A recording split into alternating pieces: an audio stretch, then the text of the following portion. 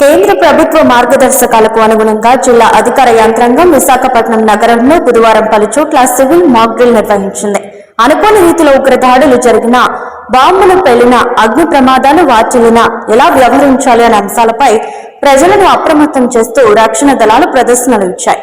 బుధవారం సాయంత్రం own town పరిధిలోని రాణిబొమ్మ సెంటర్, క్వీన్ మేరీ బాలికోన్నత పాఠశాలలో వేరువేరుగా నిర్వహించిన ఆపరేషన్లలో సివిల్ డిఫెన్స్, అగ్నిమాపక, SDRF, NDRF, police, GVMC, revenue, civil supplies, వైద్య శాఖ పలువురు వాలంటీర్లు భాగస్వామ్యమయ్యారు.